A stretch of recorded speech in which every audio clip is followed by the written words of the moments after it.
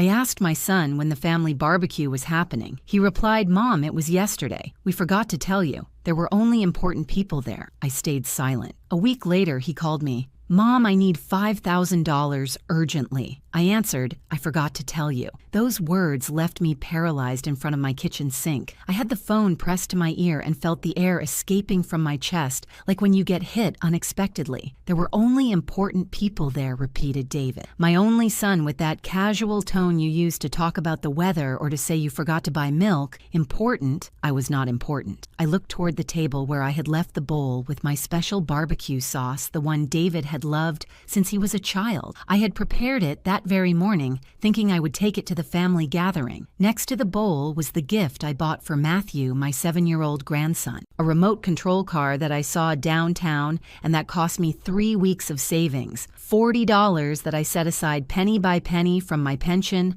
"Mom, are you still there?" David's voice sounded impatient, as if I were the one making a mistake. "Yes, son, I am here." My voice came out calmer than I expected, but inside something was breaking. It was not the first time they had left me out, but this time there was something different in his tone, something that made me understand it had not been an oversight. "Well, Mom, you know how Brenda is with gatherings. She wanted it to be something intimate, only close family." He paused. "Anyway, I have to go. I have to take Matthew to his swimming class. We will talk later." "Okay." He hung up before I could respond. I stayed there, standing with the phone in my hand, watching how the lilac bushes in the garden moved with the afternoon wind. This house in the suburbs had been the center of all gatherings for 40 years. Here we celebrated David's birthdays. Here we held the wake for my Robert when he left us 12 years ago. Here Matthew took his first steps, and now suddenly I was not close family. Brenda, my daughter-in-law, the woman who entered our family 5 years ago like a fresh breeze,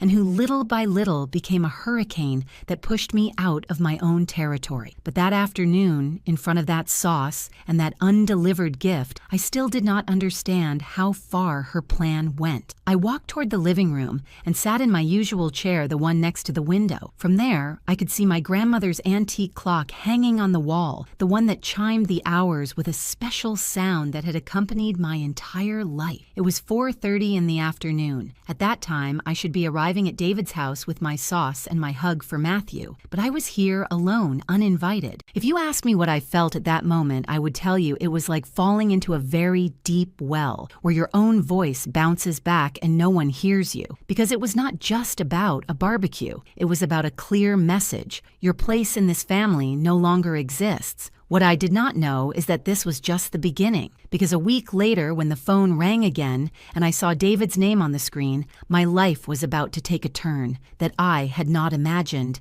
even in my worst nightmares. But we will talk about that in a moment. First, I need you to understand who I was before all this, because to understand how I fell so low, you need to know from what height I began to crumble. If this story is touching your heart, like and subscribe to the channel Elderly Stories so you can continue hearing real testimonies like this one. My name is Olivia. I am 68 years old, and for most of my life, I was the backbone of my family. I do not say it with arrogance, I say it as a fact. That is how my mother raised me. That is how I live, and that is how I thought I would die. Surrounded by my loved ones, respected, loved. This house where I now live alone, I inherited from my parents. It is an old construction with high ceilings, mosaic floors, and a garden that my father planted with his own hands. The lilac bushes that I like so much were a gift from my mother when I turned 15, so that you always have color in your life. "Honey," she told me. 53 years passed and those lilacs continue to bloom every spring stronger than ever. Here I married Robert. Here David was born here. I built my sewing studio in what used to be the laundry room. For 30 years, I worked sewing prom dresses, baptism suits,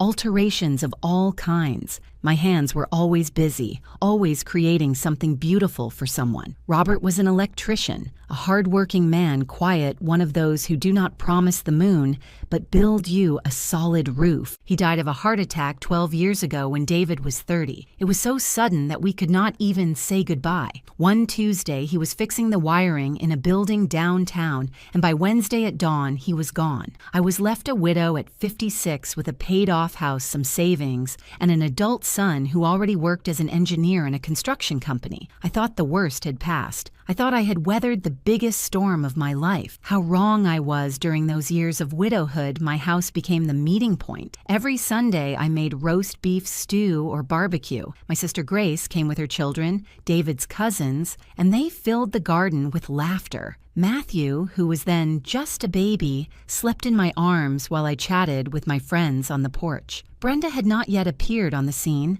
My grandmother's wall clock marked each of those gatherings with its special chime. That clock is more than 100 years old. It is hand-carved mahogany wood with golden Roman numerals and a pendulum that swings with a hypnotic rhythm. My grandmother brought it from the South when she got married, and she always said that as long as that clock continued to tell time, the family would remain united. I believed in that promise as if it were a sacred pact. David met Brenda at a work conference 6 years ago. She was a public relations officer for an events company, pretty self-assured with that type of confidence that comes from being raised in a family with money. From the first time I brought her home, I noticed something in her gaze when she looked around the rooms. It was not admiration, it was evaluation. What a big house for you alone, Olivia. She told me the second time she came calling me by my first name, as if we were already close friends. Doesn't it scare you to be here with so much empty space? It is my home, I replied with a smile. Here are all my memories. Memories do not pay the property tax or the electricity, she replied with a laugh that pretended to be funny, but that left a bitter taste in my mouth. David defended her. Brenda is right, Mom. You should consider something smaller, easier to maintain. It was the first time my son suggested that I leave the house of my life. It would not be the last. They got married 5 years ago in an elegant hotel downtown, which cost a fortune. Brenda wanted everything big. Imported dress banquet for 200 people, live band and orchestra. I contributed $5,000 from my savings to help with the expenses money I earned sewing for 2 full years. We will pay you back, Mom promised David. I am still waiting. After the wedding, things began to change little by little so slowly that at first I did not notice. The Sunday gatherings became bi-weekly, then monthly, until they practically disappeared. Brenda always had an excuse, that Matthew had activities, that she had courses, that David was tired. Why don't you come to our house instead, Olivia, she suggested. But when I went, I felt like just another visitor, not like the grandmother of the family. My sewing studio kept running, although with fewer clients than before. The ladies of the neighborhood still looked for me, but my hands were no longer as fast as in my 40s. Even so, that space was my refuge, my place where I was still Olivia, the seamstress, the one who solved problems with needle and thread. I kept my tools in a wooden box that Robert made for me when we celebrated 10 years of marriage. Inside, I have scissors of 3 sizes, needles of all thicknesses, colored threads that look like an organized rainbow. Every time I open that box, I feel that Robert is still here taking care of me. But loneliness has a weight that no toolbox can support. And then came the call about the barbecue, that we forgot to tell you there were only important people that broke me in two. That night, after hanging up with David, I stared at the bowl with the sauce that no one would taste. I threw it down the sink and cried while the water carried away the spices, the garlic, the roasted tomatoes. I felt I was throwing away something more than food. I was throwing away the illusion that I still mattered. What I did not know was that in exactly 7 days, David would call me again. But this time, it would not be to exclude me from a gathering. It would be to ask me for $5,000 with the nerve of someone who believes I am an ATM without feeling. And there, facing that request, something inside me finally woke up.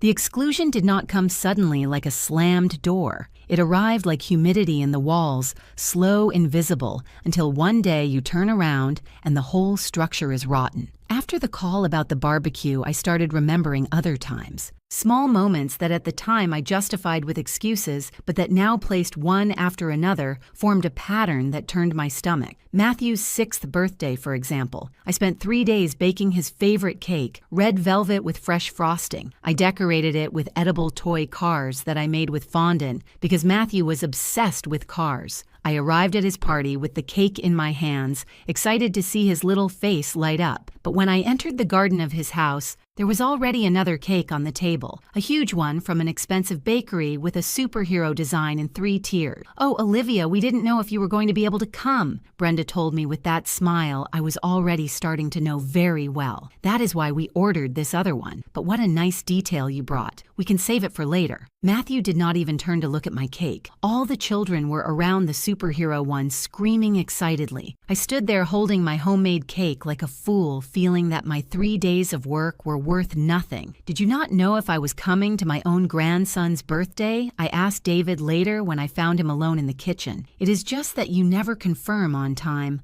"Mom," he answered without even looking me in the eyes. "Brenda needs exact numbers to plan things well." That was the first time I felt they were turning me into a problem to be solved, not the grandmother of the family. Then came Christmas last year. We'd always celebrated Christmas Eve at my house. It was tradition. I made the turkey. Grace brought the side dishes, and among all of us, we set up the dinner while the men put up the tree. At 11 at night, we opened gifts under my tree, that artificial pine I have had for 20 years, and that is already half worn, but holds more memories than any new tree. But that year, in early December, David called me. "Mom, this year we are going to do dinner at Brenda's parents' house. It is just that her mom is in delicate health and cannot travel much. And why don't you bring her to my house? Here there is room for everyone. It is just that everything is already planned there, Mom. They already ordered the food. They already have everything ready. Next year, we will do it at your house, I promise."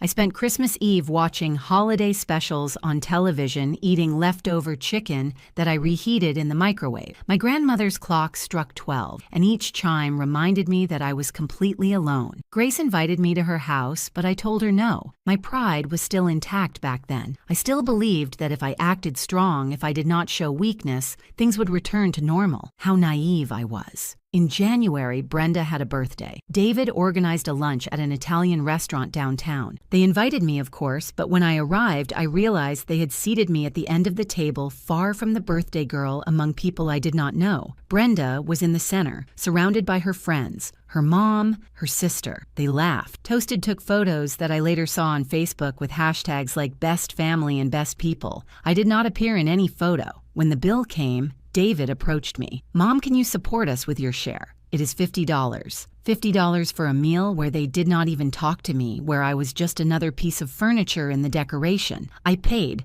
Of course I paid. Because that is what mothers do, right? We pay. We keep quiet. We endure, hoping that someday they return to us, even if it is a crumb of the love we gave. But the straw that broke the camel's back was in March, 3 months before the call about the barbecue. Brenda organized a party at her house to celebrate her promotion at work. As I learned later from Grace, she invited 40 people, family, friends, co-workers. There was a taco truck, open bar live music. I found out on Facebook. I saw the photos 2 days later. There was my sister Grace with her husband. There were David's cousins.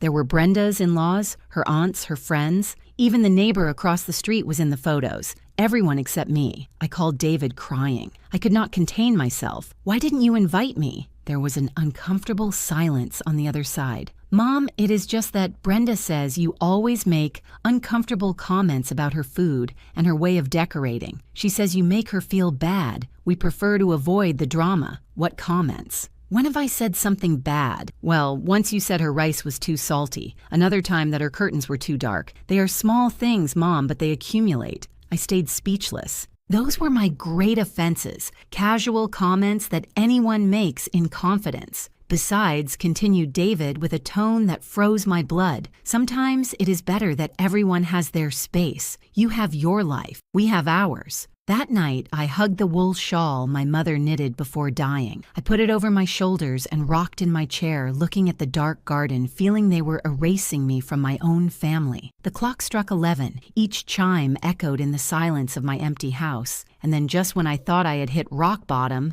the phone rang 7 days after the forgotten barbecue. It was David. "Mom, I need $5,000 urgently." David's voice sounded different now. Urgent, needy. The same voice he used when he was a boy and wanted something desperately. "It is an investment opportunity I cannot let pass, Mom. A project from a coworker safe. But I need the money this week. You know I always pay you back." I stayed silent, feeling the rage rising up my throat like hot lava. He always pays me back. The $5,000 I contributed for his wedding, he never returned. The $2,500 I lent him 2 years ago for the down payment on the car, not a dollar back. The $800 I gave him for Brenda's dental treatment evaporated. And now, after excluding me from the barbecue for not being important people, he had the nerve to ask me for $5,000 more. "Mom, are you there? I need you to deposit tomorrow early to manage the transfer." Something inside me broke, but not like a plate that falls and makes noise. It broke like when an electric cable snaps inside, silent, invisible, but definitive. "Son?"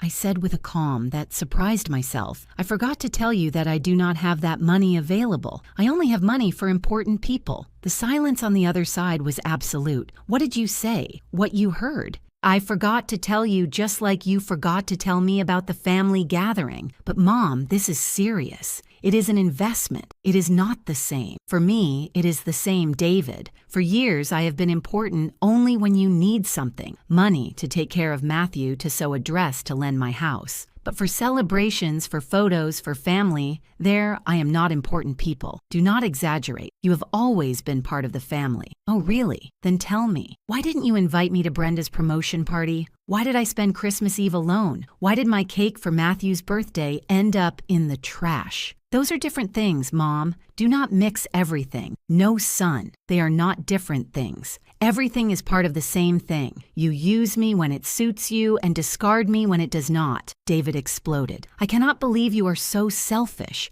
I am asking for help and you come out with these soap opera dramas. I am your son and I am your mother. But it seems that only matters when you need money." I hung up. My hands were trembling. My heart beat so strong I could feel it in my temples. But for the first time in years, I was not crying from sadness. I was crying from rage, from indignation, from a strength I thought I had lost. The phone started ringing again. David. I let it ring until he got tired. Then I saw the WhatsApp messages coming in one after another. "Mom, don't be like that. Let's talk calmly. I swear this time I will pay you back. Please, it is urgent. Brenda says you are being manipulative." That last message gave me such a laugh that I had to sit down. Me, manipulative me, who gave everything without asking for anything in return. Me who silenced every humiliation just to not cause problems. Me who swallowed my pain to not ruin their parties, their celebrations, their perfect life. I turned off the phone. And there, sitting in my living room, I started remembering all the times I was important to them. When Matthew was a baby and Brenda had her weekend courses, which turned out to be trips with friends to the lake house. "Can you watch him for us, Olivia? It is just that we already paid for the hotel and there is no refund." I stayed with Matthew from Friday afternoon until Sunday night. Diapers, bottles, sleepless nights. I was 63 then and my knees hurt from carrying the baby so long when they needed me to sew Brenda's niece's dress for her graduation. "It is just that you sew so beautifully, Olivia, and the dressmakers charge so much." I spent 2 weeks working on that dress. Wine-colored taffeta hand embroidered on the bodice, perfect adjustments. I charged them only the cost of the fabric. They did not even thank me when the niece won a prize for the best dress. When David had that tax problem and needed a co-signer for a loan of $3,000. "Just sign here, Mom. It is just paperwork." I signed.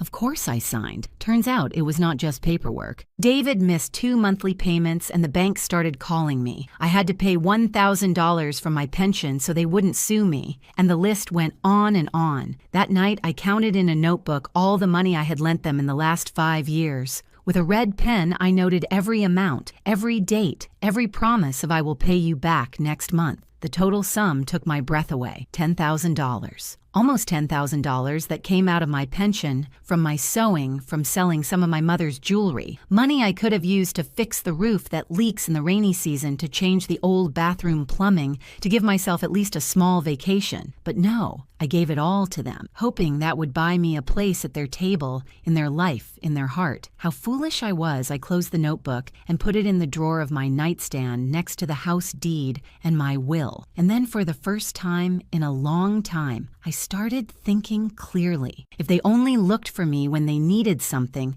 then the day I had nothing to give, I would disappear completely from their lives unless I changed the rules of the game. And there, in that night of silence and contained courage, my plan began. 3 days passed since I hung up on David. 3 days where I ignored his calls, his messages, his attempts to make me feel guilty. Then he appeared at my door on a Wednesday afternoon. He rang the doorbell insistently, and when I opened, his face was red with indignation. "Mom, we have to talk. I have nothing to talk about, David. I already told you I do not have that money. It is not just the money." He entered without me. Inviting him, walked straight to the living room and dropped onto the armchair as if it were his house. "Brenda is very upset with you." I remained standing in the doorframe, arms crossed. "Brenda is upset. And what did I do now? You told Aunt Grace that we treat you badly, that we exclude you from gatherings. Aunt Grace told my cousin Faith, and now the whole family is asking what is happening. You are making us look bad."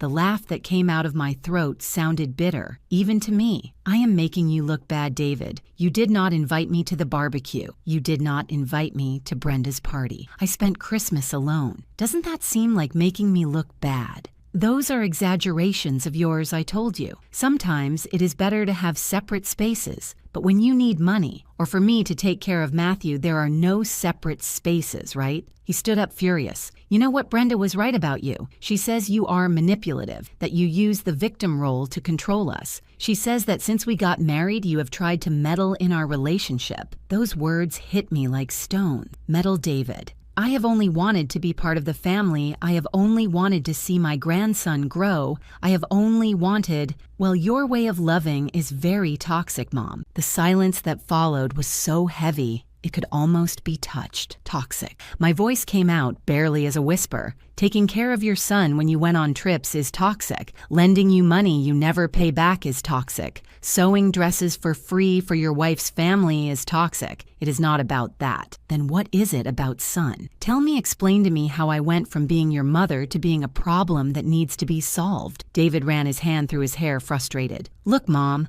I came to ask you to stop speaking badly of us with the family, and about the money. Seriously, I need it. It is to pay some credit cards that piled up on us. If I do not pay this week, they are going to charge us very high interest." There was the truth. It was no investment. It was debt. "And why do you have such big debts? It is none of your business." "Of course it is my business if you are asking for my money to pay them." "God, Mom, why do you have to be so difficult? I just need you to help me this time and that's it." "This time, David, I have helped you 20 times, and not once have you fulfilled paying me back, because something always comes up. Matthew needs something. School has to be paid. The car has to be fixed. Things cost money. Then stop spending on things you cannot pay for. Stop going to expensive restaurants, buying designer clothes, pretending what you are not." His eyes narrowed dangerously. "You know what Brenda says, you are resentful because we have a better life than the one you had. She says that is why you always criticize us.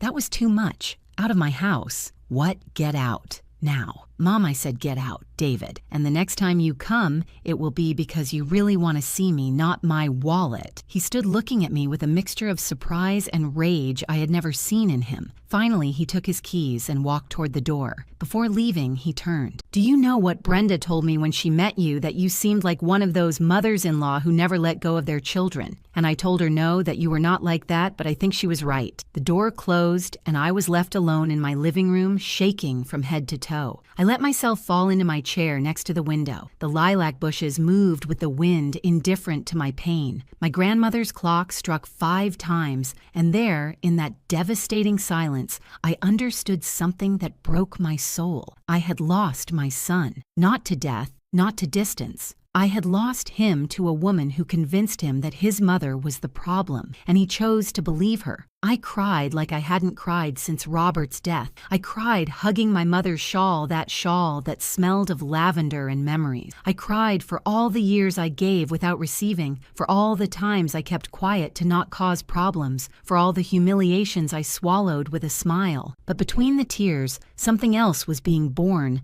a decision, a determination. Because if I had already lost them, if there was nothing left to save, then I had nothing to lose. And a woman who has nothing to lose is the most dangerous woman in the world. That night I took out my notebook again, but now I did not only note the money they owed me, I noted every humiliation, every exclusion, every lie. I wrote dates, names, witnesses, and began to make calls. The first was to my sister Grace. I need you to tell me everything Brenda has said about me at family gathering. Everything. Grace did not need begging. In a 2-hour call, my sister uncovered a world I had preferred not to see. Turns out Brenda had been poisoning my image in front of the whole family for years. At gatherings where I was not present, she dropped comments wrapped in concern. Poor Olivia. It is just that, at that age, she gets strange ideas, right? Oh wow, it is just that the mother-in-law always wants to give her opinion on how we educate Matthew. But these are other times. Small drops of poison that over time formed a river. Last week, Grace told me with contained rage. At Faith's birthday party, Brenda said you asked David to give you a monthly allowance because your pension is not enough. She said you played the victim to get money out of them. I stayed speechless.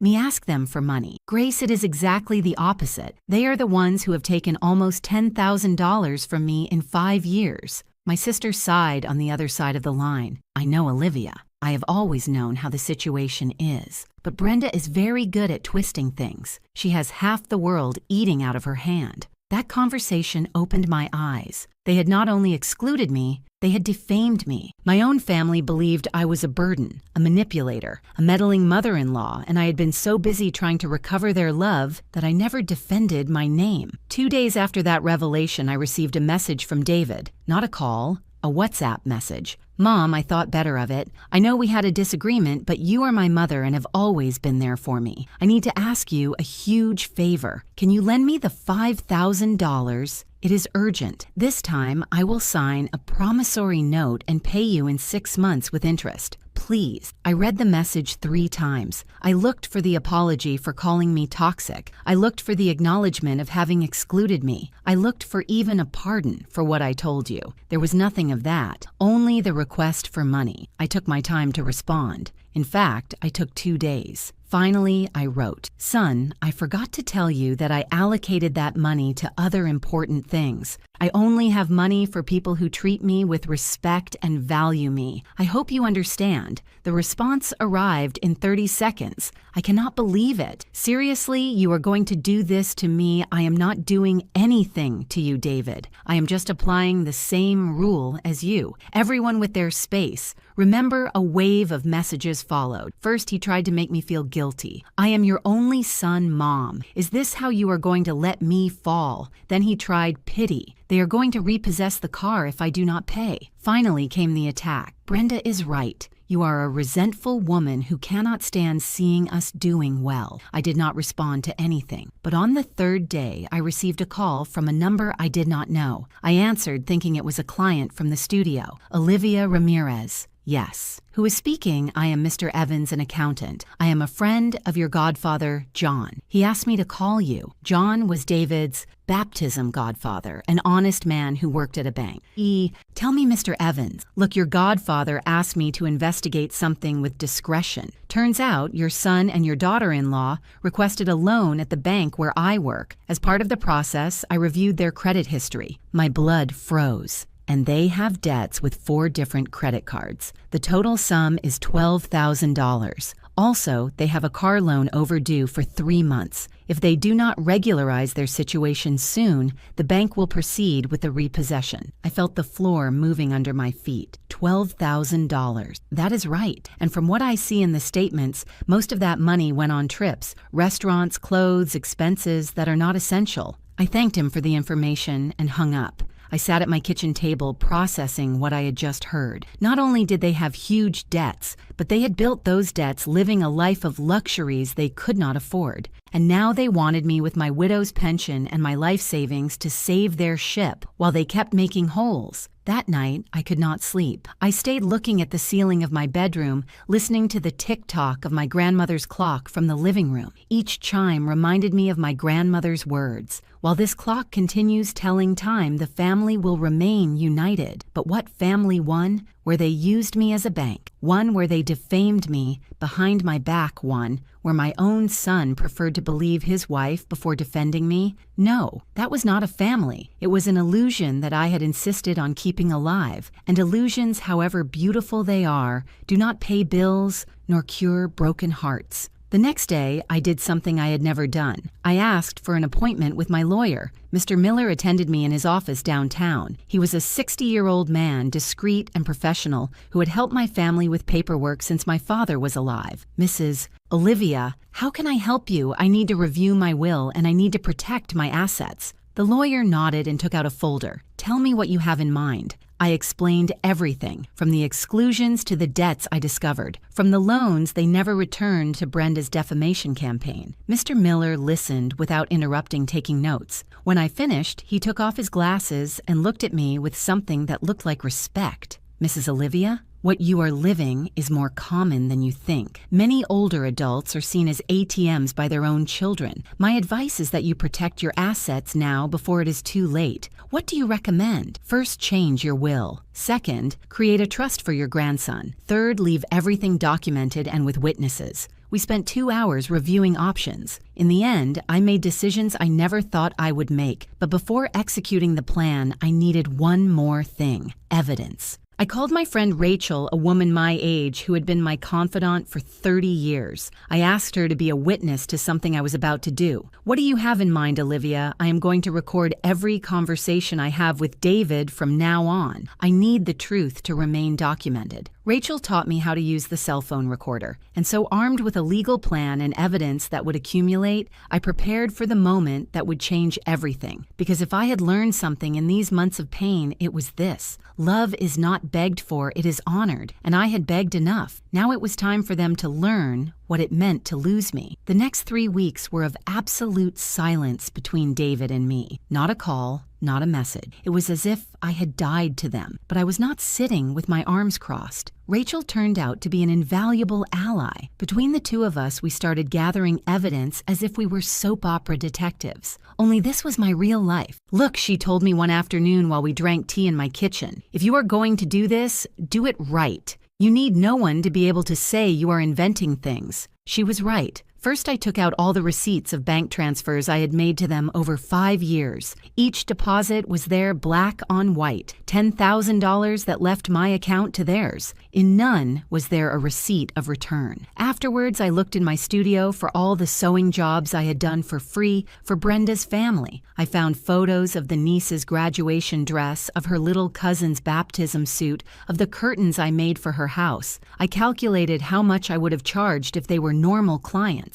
$2,000 in free work. Then there was the time I took care of Matthew. Rachel helped me make a chronological list. It turned out that in the last 3 years, I took care of my grandson a total of 86 full days. If they had hired a nanny, it would have cost them at least $50 a day. That added up to another $4,300. Do you realize, Olivia, said Rachel, while we added up, you have given them the equivalent of more than $16,000 between money and services, and not a thank you back. Seeing that number turned my stomach. But the most revealing part came when Grace, finally fed up with Brenda's lies, decided to help me. I'm going to record for you what she said at the last gathering. She whispered to me on the phone. There is going to be a lunch on Sunday at our cousin Faith's house. I am going to carry my cell phone recording in my bag. On Sunday, Grace arrived at the house at 6 in the afternoon with the audio. What I heard took my breath away. It was Brenda's voice, clear and loud. Oh, girls, you don't know the drama Olivia makes for me. Now it turns out she got angry because we didn't invite her to a gathering, as if at her age she had to go from party to party. David has explained 1,000 times that we need our space, but she doesn't understand. Another voice, which I recognized as my cousin Faith's.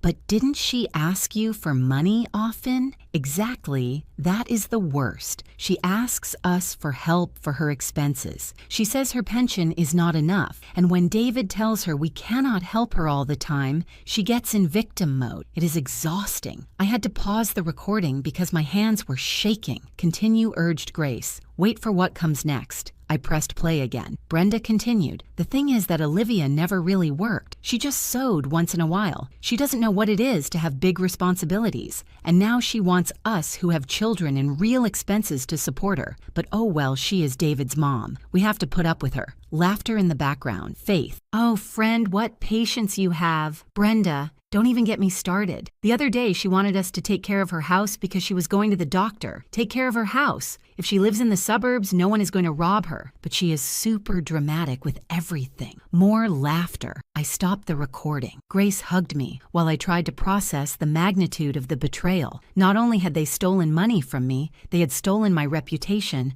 my dignity, my truth. What are you going to do? Asked Grace. I am going to keep gathering evidence, I answered with a calm I didn't know I had. And when I have everything ready, I am going to call a family meeting, but not just any meeting, one where everyone hears the truth. That week, I visited Mr. Miller again. I showed him everything I had collected. Mrs. Olivia, this is enough for a legal case if you wanted to sue them for the money. I do not want to sue them, I said. I want them to see who has really been the manipulative one here, and I want to make sure they can never again use my name or my house for their benefits. The lawyer smiled slightly. Then let's proceed with the plan we discussed. I signed documents, many documents. With each signature, I felt lighter, as if I were releasing chains I had carried for years. The trust for Matthew was established. My house would be inherited by my grandson, but he could only access it at age 25. Meanwhile, it would be administered by Grace and Mr. Miller. David and Brenda would not touch even a brick, and if they try to contest the will, I asked. With all this documentation, it would be very difficult for them to win. Besides, we have witnesses of the situation of financial and emotional abuse you have lived.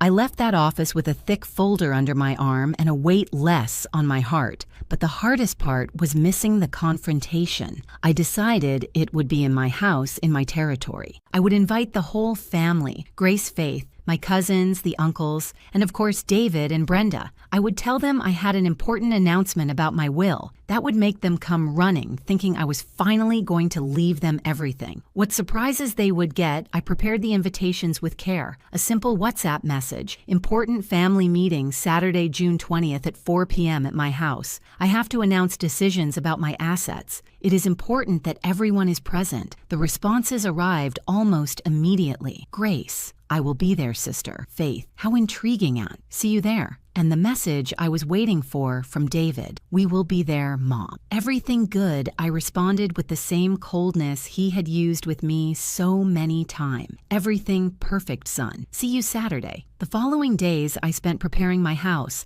I cleaned every corner, pruned the lilac bushes that were lush, more than ever baked cornbread, and made iced tea. Not because I wanted to impress anyone, but because I wanted them to see, perhaps for the last time, what my house was like when there was love and dignity in it. Rachel came to help me on Friday. Are you sure about this? Olivia Moore. Sure than ever. And if they get angry, and if David stops talking to you, definitely I stopped in the middle of the living room holding the duster in my hand. Rachel. He already stopped talking to me. He only looks for me when he wants something. If I lose him after this, in reality, I lose nothing because what was between us, I already lost a long time ago. My friend nodded with tears in her eyes. That night before sleeping, I stood in front of my grandmother's clock. I cleaned it carefully, passing a soft cloth over the mahogany wood. Grandmother. I whispered you said that while this clock continued telling time the family would remain united. But sometimes you have to let things break so they can be put back together the right way. The clock struck 11, as it had done for more than 100 years, and I, for the first time in a long time, went to sleep in peace. Because I knew that Saturday, whatever happened, finally, I would speak my truth. Saturday dawned with a clear sky, the type of perfect day that seems like a lie, as if the universe wanted to give me a last push of confidence. I got up early, took a long bath,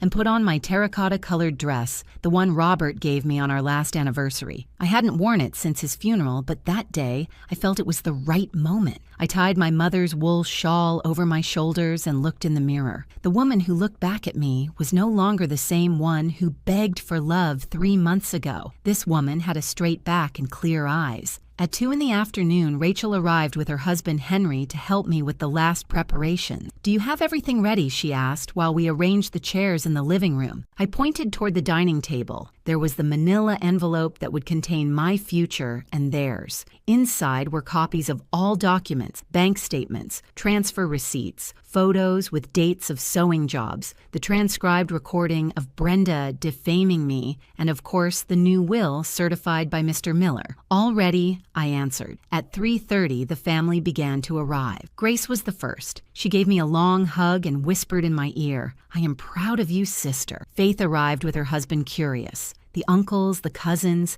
everyone was filling my living room with that anticipatory murmur of, who knows something important is going to happen, but doesn't know what. At 4, sharp, as if they had calculated their arrival to make an entrance, David and Brenda rang the doorbell. I saw them through the curtain before opening. Brenda wore an impeccable white dress and high heels. David dress pants and ironed shirt. They came dressed for a celebration. How wrong they were. "Hello, Mom," said David when I opened, giving me a kiss on the cheek that tasted of acting. Olivia greeted Brenda with that smile that no longer fooled me. "Come in. Everyone is here." I guided them toward the living room. I saw how Brenda evaluated those present, with her gaze greeting with her false charm. They sat on the main sofa as if they were the guests of honor. I stood in front of everyone next to my grandmother's clock that marked exactly 4:10. "Thanks to everyone for coming." "I know," I said, "I had an announcement about my assets, and so it is. But before getting to that, I need you to hear something." The silence installed itself immediately. All gazes were placed on me. I breathed deep. 3 months ago, I called my son to ask him when the family barbecue would be. He answered that it had been the day before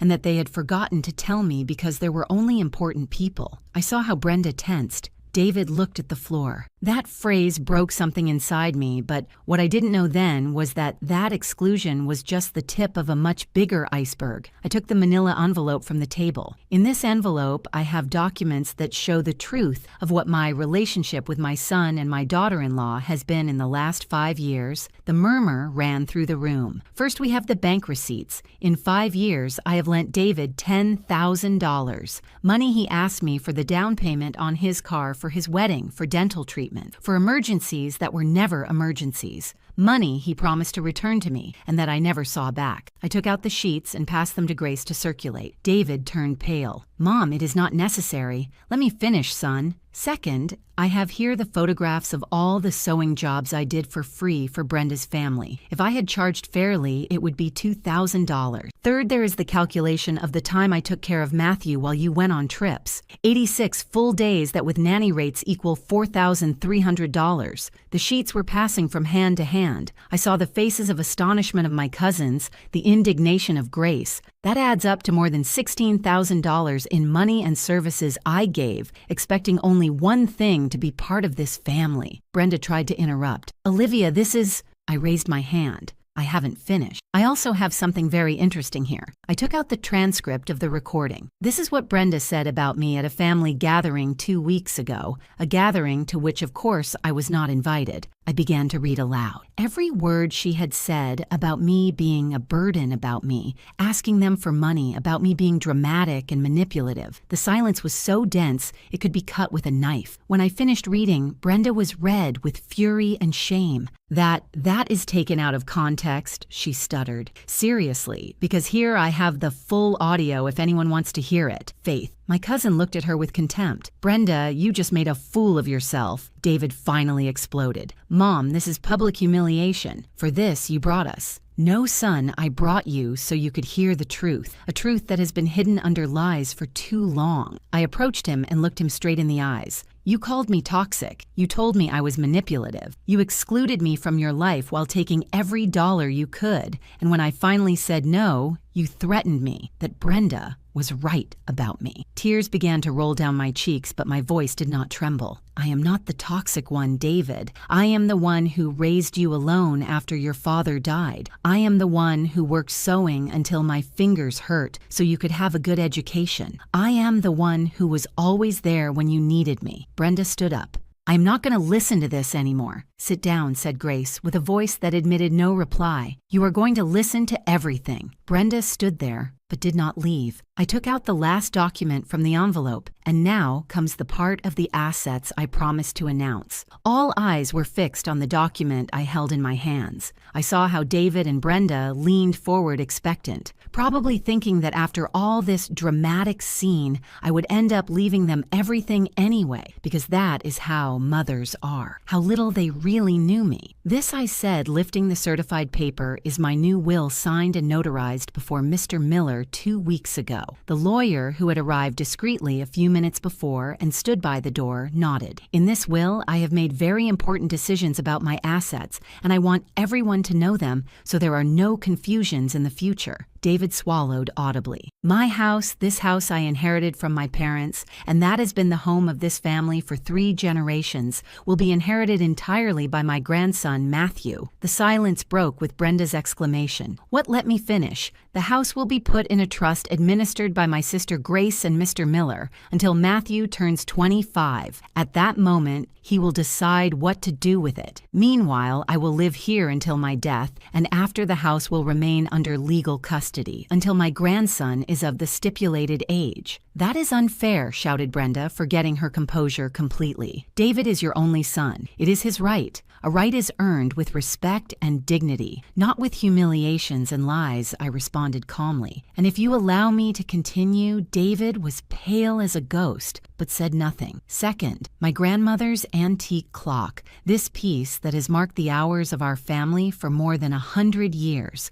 will not be inherited to anyone in particular. It will be donated to the Family History Museum that the neighborhood parish has, where all family members can visit it, but no one can sell it or claim it as their own. I saw how Brenda's eyes filled with tears of rage. I knew she had already planned to sell that clock. A piece like that could easily be worth $5,000 or more in the antiques market. Third, about the $10,000 David owes me, I have decided to forgive that debt. David looked up, hopeful, but I continued that forgiveness comes with a condition. This is the last thing you will receive from me in financial terms. There will be no more loans, there will be no more financial help, there will be no more free sewing jobs. From this moment, our relationship will be strictly family, not financial. Mom started David. I haven't finished. Fourth, I have established a savings account for Matthew's college education. $1,500 that I set aside from my pension during the last year. That account can only be accessed by him when he turns 18 and solely for educational expenses. Neither you nor anyone else can touch that money. Grace smiled with pride. Faith and the uncles nodded in approval. And fifth, I have established a visitation schedule with my grandson, a supervised video call every week of 30 minutes and an in-person visit of 2 hours every 15 days here at my house. These visits will be supervised by Grace or Rachel to ensure they actually happen and that Matthew is okay. Supervised, exploded Brenda. Now it turns out we are not trusted as parents. No, I answered, looking her straight in the eyes. I do not trust you as intermediaries between my grandson and me. For 3 years you have used Matthew as an excuse to ask me favors, but have denied me real access to him. That is over. Mr. Miller approached. Everything, Mrs. Olivia just mentioned is legally documented and certified. Any attempt to contest these provisions will be very difficult to sustain in court, especially with all the evidence she has collected of financial and emotional abuse. Brenda stood up abruptly, her heels echoing against the mosaic floor. This is ridiculous. David, let's go. We are not going to stay here to listen to how your mother humiliates us. But David did not move. He was sitting with his head in his hands. David, I told you we are leaving. Wait, he murmured. For the first time since all this started, I saw something in my son's eyes I hadn't seen in years. Shame. He stood up slowly and looked at me. Mom, I didn't know you felt that way." The bitter laughs of several people in the room resonated at that declaration. "You didn't know?" asked Grace incredulously. "You didn't know that excluding your mother from family gatherings would make her feel bad. You didn't know that asking her for money constantly without paying her back was wrong." David opened his mouth, but no word came out. I approached him. Despite everything, he was still my son, the boy I carried in my arms, who I cured when he was sick, who I comforted when he cried. "David, I love you. That is never going to change. But I am not going to allow you to keep treating me like an ATM with feelings. I am not going to keep begging for a place in your life. But you are my mom exactly. I am your mom, not your maid, nor your bank. And it is time you understand the difference." Brenda took David by the arm. "You already heard what she wanted to say. Let's go." But before they could take a step, Matthew came running from the garden where he had been playing with Faith's children. Grandma Olivia. My heart melted seeing him. My 7-year-old grandson, with his bright eyes and uncomplicated smile, hugged my legs. "Can we eat the cornbread you baked now? It smells so good." I crouched to his level and hugged him tight. "Of course, my love. Go with your Aunt Grace to the kitchen. She will give you a piece. And you aren't coming in a moment. First, I have to finish talking with your dad." Matthew ran toward the kitchen, oblivious to all the tension in the room. When I turned, Brenda looked at me with pure hate. "This isn't going to stay like this, Olivia. You are going to regret humiliating us in front of the whole family." "The only thing I regret," I responded with a firm voice, "is having kept quiet for so long, having allowed you to treat me how you treated me, having put your comfort before my dignity." I turned toward everyone present. "I want all of you to be witnesses of what was said here today, because I know Brenda will try to flip this story, make me look like the bad one, but now everyone knows the truth." Murmurs of support ran through the room. Faith stood up. "Aunt Olivia, everyone here is with you. What you did today took a lot of courage." Grace approached and took my hand. "My sister is right. It was time someone put a stop to these abuses." David finally spoke with a broken voice. "Mom, I need time to process all this. You have all the time in the world, son, but if you want to have a relationship with me again, it is going to be on my terms. With respect, with honesty, without manipulations. Let's go." David insisted, Brenda pulling him by the arm. This time, he let himself be led. I saw them walk toward the door. Before leaving, David turned one last time. "Can I come talk to you this week? You can come whenever you want, son, but only if you come to talk for real, not to ask for money." He nodded and left. When the door closed behind them, I felt all the weight of the last months finally lift from my shoulders. My grandmother's clock struck 5, and for the first time in a long time, that sound brought me peace instead of sadness.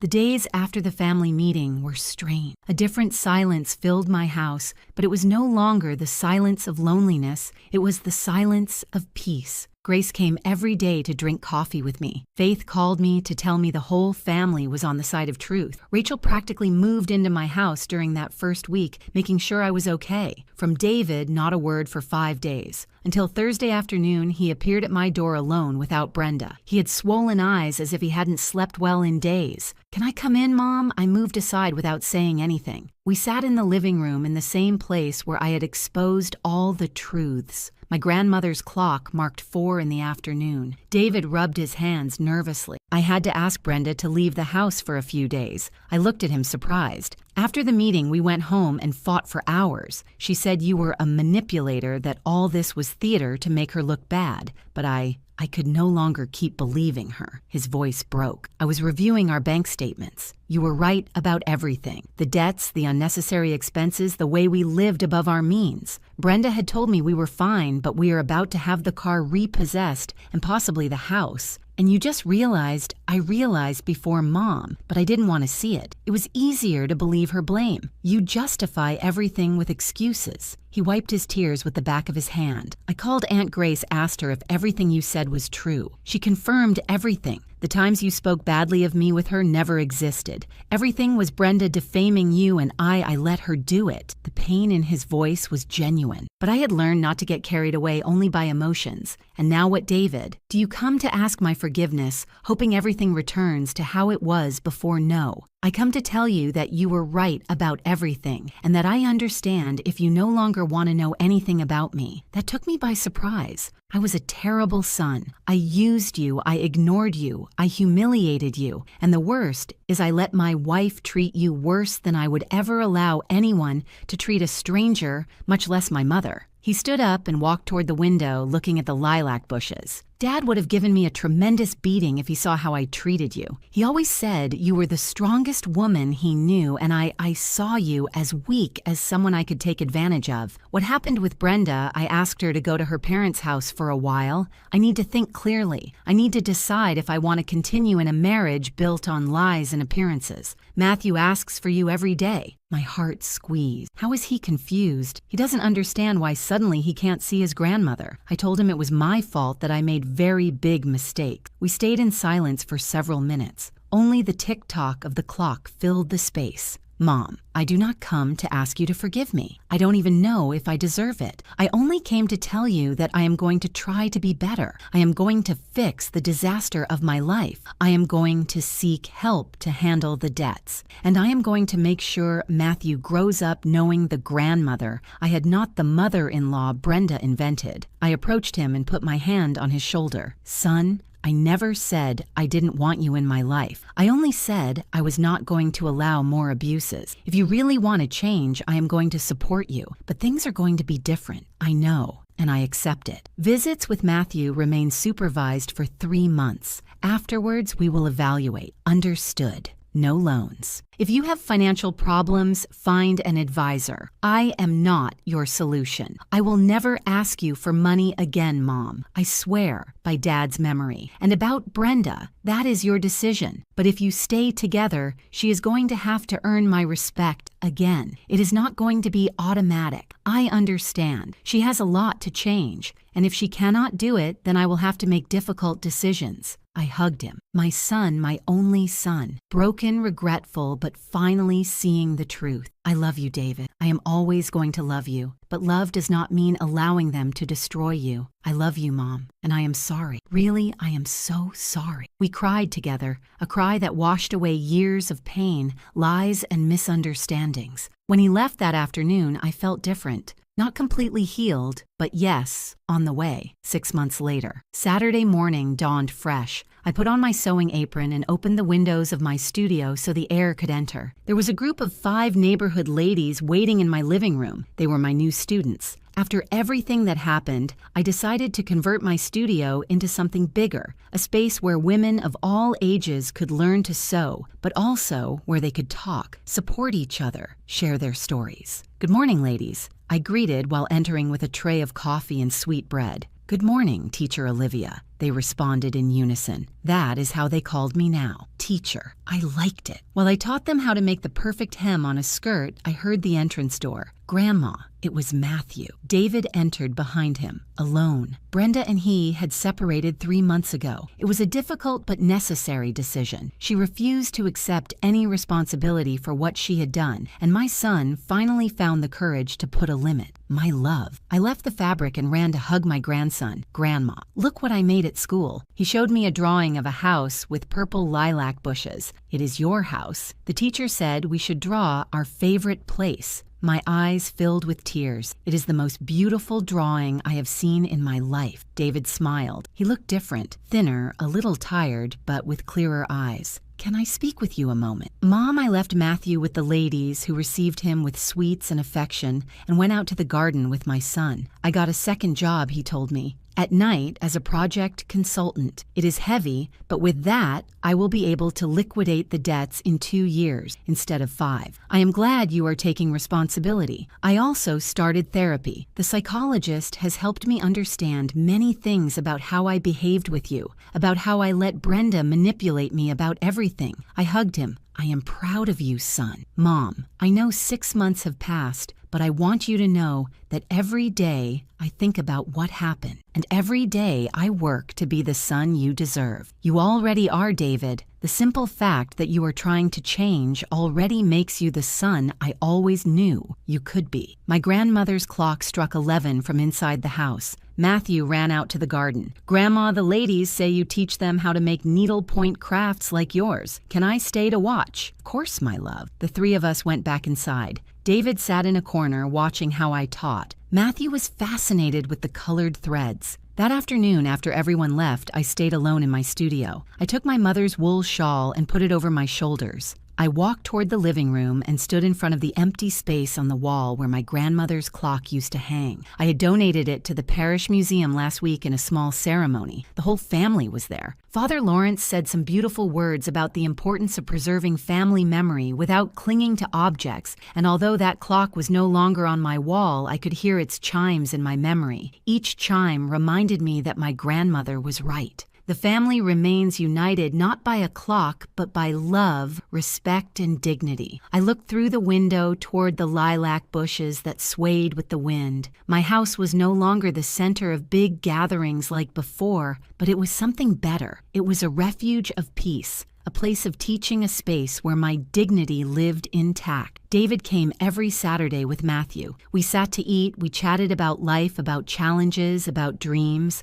There were no more secrets, nor lies, nor manipulations, only real conversations between mother, son, and grandson. Grace organized small family gatherings once a month. Everyone respected my space and my time. And I had finally learned that true love is not begged for, nor bought with money or favors. True love is honored with presence, respect, and coherent actions. I sat in my chair next to the window, the same one where I cried so many nights of loneliness. But now, when I sat there, I did not feel sadness. I felt gratitude. Gratitude for having found the courage to say no. Gratitude for having defended my dignity when everyone expected me to keep quiet. Gratitude for having realized that it was better to be alone with peace than accompanied with pain. The afternoon sun entered through the window, illuminating the colored threads of my studio. Tomorrow, I would have new students. Next week, Matthew would come to stay the full weekend, something David proposed, and I accepted with clear conditions. Life continued different from how I had imagined it, but infinitely better than the nightmare I woke up from 6 months ago. I closed my eyes and breathed deep, feeling my mother's shawl over my shoulders, imagining my grandmother smiling at me from wherever she was. "I did it, Grandma," I whispered. I recovered my dignity, and in that moment of perfect silence, I knew that was the best inheritance I could leave Matthew. Not a house, not an antique clock, but the example of a woman who learned to value herself. Because true wealth is not in what you possess, it is in what you do not allow them to take from you. Final reflection. If this story touched your heart, if you recognized in it pieces of your own life or that of someone you love, I want you to know something. It is never too late to recover your dignity. It does not matter how many years you have kept quiet, how many times you have said yes when you wanted to say no, how much love you have given expecting crumbs back. Always, always you can change the rules of the game, because valuing yourself is not selfishness. It is survival. Setting limits is not cruelty. It is self-love. And distancing yourself from those who hurt you, even if they are family, is not abandonment. It is choosing yourself. Today I invite you to reflect. Is there someone in your life who treats you like Brenda and David treated Olivia? Is there someone who only looks for you when they need something? If the answer is yes, this is your moment to wake up, to make inventory of your life, to decide what you deserve more. And if you know someone who is living this situation, share this story. Sometimes listening to someone else's pain gives us the courage to face our own. Leave me in the comments. Where are you watching me from? Did this story remind you of someone? What decision would you take in Olivia's place? Don't forget to like this video and subscribe to the channel to continue sharing real-life stories that teach us, move us, and remind us that we are never alone in our battles. Remember, love that does not value you is not love, it is habit. And you deserve more than habit. You deserve dignity. You deserve respect. You deserve peace. Until the next story, and may you never forget, your value is not defined by who hurts you, but by who decides to honor you. The end.